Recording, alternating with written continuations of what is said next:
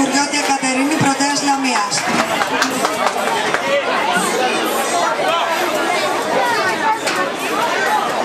Δεύτερη Παπαϊωάννου Βασιλική, Αετρικάλων. Τρίτη Παπαϊφαγκούντα Ελένη, Ιάσοπης.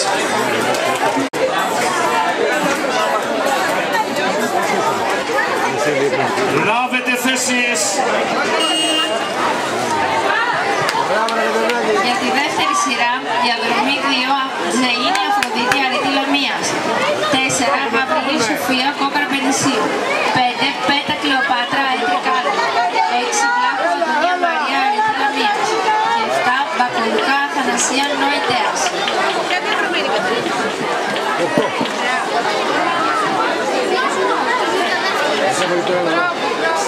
Μας έφαγε το έργο.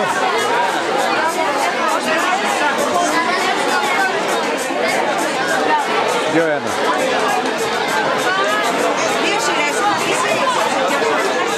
Ναι, μας έφαγε.